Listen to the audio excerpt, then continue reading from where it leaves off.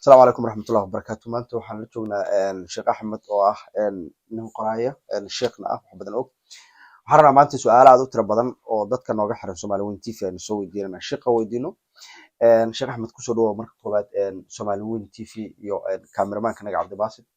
iyo anigoo waraysigan u gudbinaya bulshada. waad mahadsantihiin wacalaykum asalaam waraxmatullah waan ku dhowahay aad baan uga mahad celinayaa dadaalka Soomaali Weyn TV iyo su'aalaha bisha Ramadaan ku saabsan ee barakeysan waan soo dhaweynayaa maasha Allah. Su'aalahan dad aad u tiro badan aan soo weydiiyey. Su'aasha koobaad waxay leedahay suxuurtu goormay bilaabanaysaa? Culimo badan ka soo hadashay laakiin maadaama aad u sheekh weyn aad tahay suxuurtu goormay bilaabanaysaa? Goormaan ugu dambeyn aan la suxuuro karin? bismillaahir rahmaanir rahiim su'aashaasi waa muhiim suxuurtuna waa sidaan wada ognahay haddaan dad muslimiina habeen iyo maalin baa kala jira maalintii baa la soomaa habeenkii lama soomo maalinta iyo habeenku xagay ku kala baxaan baa su'aal muhiim ah waxay ku kala baxaan ilaahay baa sheegay yiri ilaa uu xariga guduudan ka muuqdo xariga cad macnaha markay fajarka calaamada fajarka qoraxda ka soo horeysa ee guduudka ee cirka sida u fananaysa ay soo baxdo marka maalin baa bilaabatay habeenkii waa dhamaaday markaas suxuurta cuntada la joojinayaa inta badan arintaasi waa culimo ka murmaysay waan maqlay ama waan arkay uma baahnaba muran badan magaalo kasta waxay leedahay waqti la yiraahdo waqtiga salaad subax ay soo gasho oo kalendaha iyo jadwalka masaajidaha ku qoran waqtiga salaad subax ay soo gasho oo salaadii subax ee fajarkii saadiqa haba la yiraahdo ee dambe la adimo suxuur waa joogsatay qofku hadduu marka cuntada afka ku hayo waxa ku hayo waliqi hadduu biyo afka ku hayna biyaha uu sii cabi karaa wax yar ka halkaas ku dhamaanaysa suxuurtii habeen iyo maalinta kala baxooda oo fajarka saadiqa ee guduudka ee kor u soo baxa markuu bilowdo oo si fiican loo arko oo salaadii subaxna adimkii dambe la adimo ayay soon bilaabanaya suxuurtii dhamaanaysa maasha Allah. Waxaan maleynayaa su'aashaas dad u tiro badan inay ka baahibeeli doonaan. Waxaa jirta su'aal kale oo walaalkeen soo weydiiyey wuxuu yiri xaas baan qabay xaaskeygiina waan jeclahay laakiin waxay ii sheegtay inay iska kay fasaqayso anigoo jecel oo beelaya oo naagteedii tahay arrinka ninkaas wuxuu yiri culimada la weydiiyo waxaan ugu jawaabi karnaa bismillaahir rahmaanir rahiim taasi waa su'aal soonka ka baxsan tahay laakiin waa su'aal bulshada muhiim ah aan isleeyahay arrintaas hadduu sida uu walaalkaasi u dhigay ay tahay ma banaana gabadha muslimka ah fasakha waxa la yiraahdo inay guurkii dhinaceedii ka fasakhdo intay qaadi muslima u tagto ay tiraahan ninkii waa dhaqan waayay waxaan ka waayay wixii nin looga baahnaa oo biil iyo ixtiraam iyo deganaan iyo reernimo ah ama wixii raganimada iyo sariirta xaqeedii baan ka waayay ama ninkii waaba iska dhumayo waa iga cararay ama ninkii naag kale u guursadayo imaba soo fiirinayo shuruudihii ninnimada markii laga waayo ayaa gabadhaas qaadiga muslimka intay u tagto iska fasakhi kartaa laakiin iyada oo reer la yahay oo la wada degan yahay oo nabad la qabo oo waajibaadkiisii reernimo asagu ninnimo uu ka soo baxayo arrintaasi ma banaana ilaahay guryaha muslimiinta wuxuu ka dhigay meel sharfan meel ilaashan meel qiimo badan leh meel uu ilaahay guryaha iyo reerka in la ilaaliyo oo la ixtiraamo uu waajib ka dhigay marka labada qof ninka ama naagta reerkii oo nabad ah oo dhib weyn dhicin inuu qof uu furitaan iyo dhib ka fikiro ma banaana xataa waxaa mamnuuc ka ah sirtooda intay yar tahay ee culaysku uu yar yahay inay dad kale la wadaagaan waa mamnuuc waxaa la rabaa guriga muslimka inuu noqdo meel muxtarama meel iyadu degan oo asturan oo ximaayo leh ximaayo waxaa la yidhaahdaa ilaalin leh marka inay sirtooda xataa markay horeysa isku dhacaanba ay banaanka u faafiyaan waalidkood iyo saaxiibahood la wadaagaan waa mamnuuc furitaan iyo waxa in lagu fikirana reerkii oo dhaqan oo weli is haysta waa mamnuuc marka fasakhaasi ma soconayo ilaa shuruudo adag la helo oo ninkii uu ka soo bixi waayo shuruudihii laga rabay su'aal kale soonka qusayso anigu aan shakhsiyan ku weydiinaya jirta مثلا oo kale anigoon xanuunsanayn waxna qabin ayaan ma tagay anigu waxba qabin oo xanuunsanayn ayaan ma tagay soonkiina waan awoodaa soonkii ma iga jabay matagaas maadaama aan ma tagay mise waan sii wada karaa soonkeyga maasha allah waa su'aal fiican maya haddii soonku hadduu mantagu isagu ku soo qabtay oo intaad xalay cunto badan cuntay matalan ama cunto kale nooca cuntay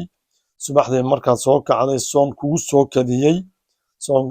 manta kugu soo kadiyey soonkii kaama jabayo soonka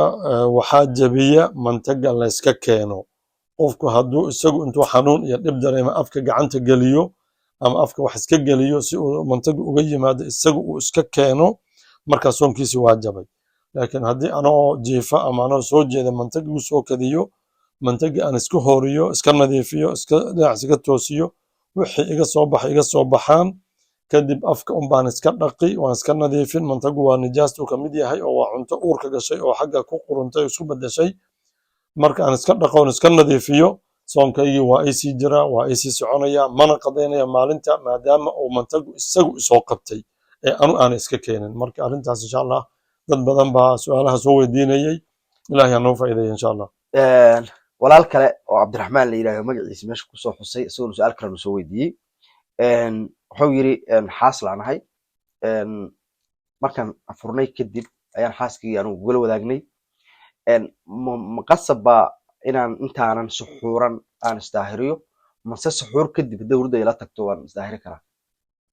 waa su-aal fiican oo bulshada u baahan tahan isleeyahay dabcan diinteena islaamka khayrkeeda iyo wanaageeda waxaa ka mid ah soonku waa maalintii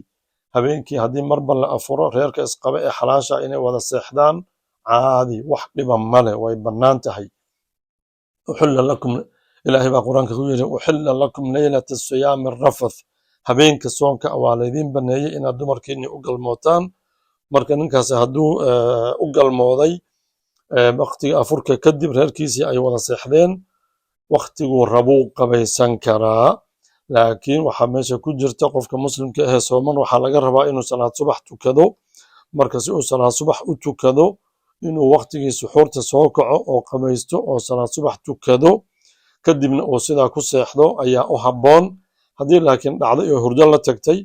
oo qoraxdii soo baxday kadib uu soo kacay markaasuu qabaysan markaasuu salaadiisii subaxna soo qadayn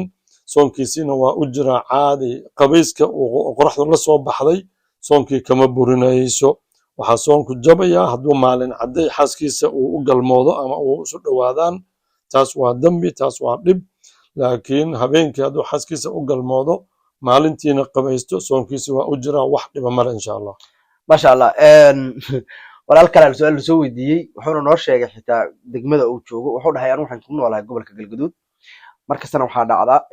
dadku markay soomaan maalintay soomaan maalin baan ka daba marnaa maalintay dadku iidayaanna maalin aan ka daba marnaa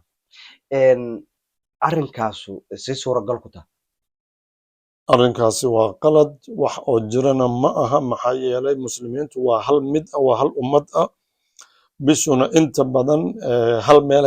jeer bay bilataa laakiin qaaradaha kala duwan iyo wadamada aad u kala fogfog waa la odhan karaa waxa la yidhaaha ikhtilaaful madaalic baa jira bishii inay xalay xaggan yurub oo kale xoog ay xalay ka bilato si fiican loo arkayey afrikana aan si fiican loo arkaynin waa dhici kartaa maadaama ay masaafada juqraafiga aad u kala fog tahay laakiin waddanka soomaaliya iyo geeska afrika etoobiya kenya haddii jabuuti meel un laga arko dadka gobolkaa jooga oo dhan soom bay u tahay ilaahay wuxuu yidhi faman shahida minkum ashahra falyasumhu qofkii bishii ay u bilatay oo bishii gobolkiisa iyo muslimiinta uu la jooga ay u bilatay waa inuu soomo marka qofka galguduud jooga inuu kan boosaaso jooga ama kan jooga muqdisho ama kan baydhabo jooga u dhaho isku waddan ma nihin ama sheekhanagii ma sheegin taasi waa qalad waa baatil lama rabo muslimiintu waa hal ummad ah ilaahay baa qur'aankiisa ku yidhi ina haadihi ummatukum ummatan waaxida ummadda muslimiintii waa hal ummad ah markii geeska afrika meel ka mida la hubsado bishii in laga arkay ummaddaas muslimiinta oo dhan ee gobolka degan baa soomaysa marka sheekha oo muftiga ahee galguduud jooga ama jooga somaliland ama galmudug jooga waa inuu muslimiinta kale ee xaafada gobolkaa jooga la socdo xukunku waa mid bishuna intay ka bilato muqdisho galguduud kama qarsoomayso ama lama dhihi karo kama soo bixin ama intay somaliland ka soo baxda puntland lagama arkin lama dhihi karo waa hal gobol waa hal waddan oo hal juqraafiya leh oo siman marka waa inay ummadda sheekha meesha jooga maskaxdiisa bedelo oo uusan ummadda dib u ridin faraxa ciidda iyo faraxa soonku waa inay ummaddu ka midaysan tahay haddana waxaaban soo gaarnay bixamdilaahi in ay ummadaha muslimiinta ihi hal maalin wada soomeen. hadda Sacuudi Carabiya iyo Yurub iyo Turkiya iyo wadamihii carabta oo dhan hal maalin la wada soomay. marka ciddii ka harta iyada jahli iyo maskax xumo uga hartay, lamana rabo inay muslimiintu kala haraan. asagoo qoraalkiisu wuu dheeray, wuxuu igu sababeeyey in dowladda Soomaaliya ay Sacuudi la soontay oo aan bishii Soomaaliya laga arkin. asagu markaan qoraalku wuu dheeraa, sooma wada qaadan, intii yaro fudud ku soo qaatay. bishii ma la arkin waddanka Soomaaliya lagama arkin ba meel kamid ah. dowladdii Soomaaliyana Sacuudiga la soontay. anagu marka ma inaan anaguna Sacuudi la soonnaa mise waa inaan bishii inaan aragna sugno, macnaha saas ku wada asagu. waan fahmay, waana su'aal saxa, laakiin awoodda ugu weynay marka qofkaasi uu aan hoos gallo waa dowladda Soomaaliya. dowladdii Soomaaliya ee sentraalka ahayd hadday tidhi annagoo ictibaarinayna Sacuudiga oo laga arkay iyo wadamihii muslimiinta ee kala badan oo soomay ee dariska nala ahaa sida Itoobiya iyo muslimiinta Jabuuti iyo Suudaan iyo wadamaha nagu xeeran hadday arkaan oo bishii laga soomo, innaguna waa inaan soonno. marka haddiiba Soomaaliya, dowladdii Soomaaliya ay go'aan qaadatay maanta Isniinta waa maalin Ramadaan oo bishii waa la arkay, sheekha ama madaxweynaha galmudug jooga inuu muslimiintii dib u reebo dhahmay inaga soo dhinoomaa xaq uma leh. Soomaaliya waa hal juqraafiya, geeska Afrika waa hal juqraafiya, xataa inaga iyo Sacuudigu ma kala fogin, baddaa noo dhaxaysa, wax yara noo dhaxeeya. marka inaga iyo Sacuudiga ama Masar oo kale isku madlac baan nahay, bishii isku mar bay noo soo baxdaa, saacadeenu waa isla saacad, ma kala horeyno. Yurub iyo hadda Ameerika oo kale iyo saacadaha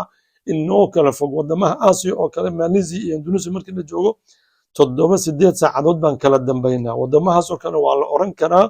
juqraafigeena kala duwan,